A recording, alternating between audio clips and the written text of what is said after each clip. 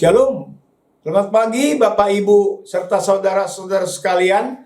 Berjumpa lagi di GKK Menyapa. Mari kita berdoa. Kami sangat bersyukur ya Tuhan, berlimpah rahmat dan pemeliharaan Tuhan di dalam kehidupan kami. Terangi akal budi dan hati kami, agar kami mendapat tuntunan daripada kebenaran firman-Mu dalam melakukan kehidupan kami hari lepas hari.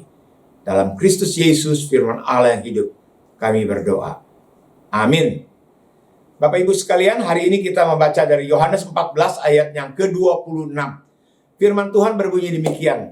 Tetapi penghibur, yaitu Roh Kudus, yang akan diutus oleh Bapa dalam namaku, dialah yang akan mengajarkan segala sesuatu kepadamu, dan akan mengingatkan kamu akan semua yang telah kukatakan kepadamu. Amin. Tahukah kita mengapa Allah memberikan Roh Kudus kepada kita? Roh Kudus adalah karunia Allah bagi kita, yang menuntun kita untuk hidup di dalam pimpinan Roh. Allah berbicara kepada kita melalui gagasan, pikiran, dan dorongan yang datang daripada Roh Kudus, dan hal itu disebut inspirasi ilahi. Roh Kudus adalah pribadi ketiga dari Allah Tritunggal. Dia adalah Tuhan, penghibur, guru, sahabat, pendoa syafaat, dan penasehat, bagaikan pelatih rohani pribadi.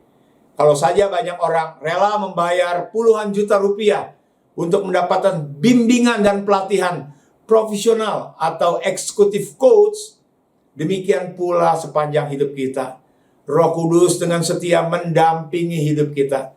Dia selalu hadir di dalam setiap musim kehidupan kita. Haleluya.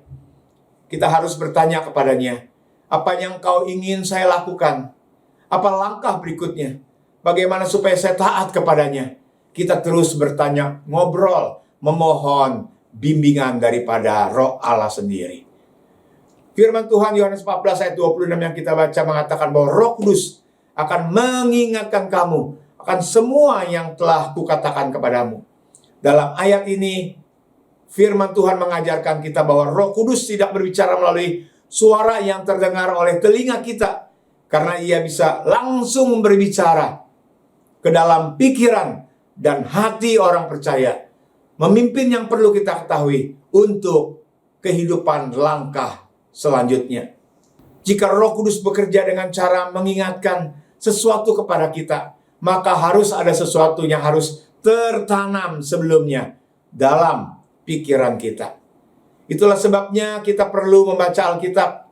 Ketika kita membaca, mempelajari, memenuhi pikiran kita dengan firman Allah, kita sedang menyimpan kebenaran di dalam kehidupan kita. Lalu pada waktu yang tepat, Roh Kudus akan mengingatkan kembali ke dalam pikiran dan hati kita. Akan ada banyak situasi ketika menghadapi tekanan, masalah, dan godaan hidup ini. Dan kita tidak sedang membawa Alkitab. Bahkan walaupun kita memiliki aplikasi di handphone kita, mungkin kita tidak tahu ayat mana yang tepat untuk dicari. Tetapi jika kita telah menyimpan firman Allah itu dalam pikiran dan hati kita, maka Roh Kudus Allah dapat mengingatkan kepada kita saat dibutuhkan. Roh Kudus akan mengajarkan segala sesuatu kepadamu dan akan mengingatkan kamu akan semua yang telah kukatakan kepadamu.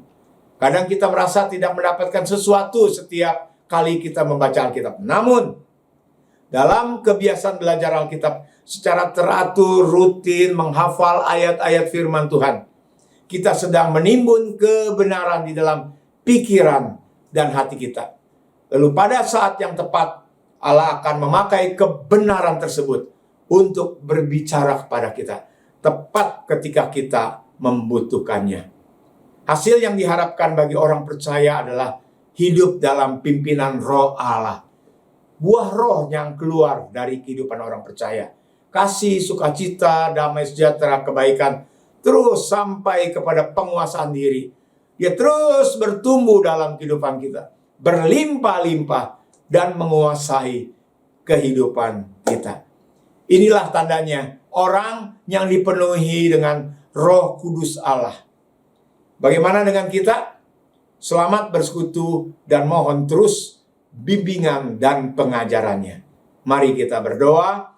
Ya Tuhan, Roh Kudus Allah, ingatkan dan ajarkan kami untuk kami hidup sesuai dengan kehendak Tuhan. Dalam Kristus Yesus, firman Allah yang hidup, yang menghidupkan rohani kami senantiasa, kami berdoa. Amin. Tuhan Yesus memberkati kita sekalian.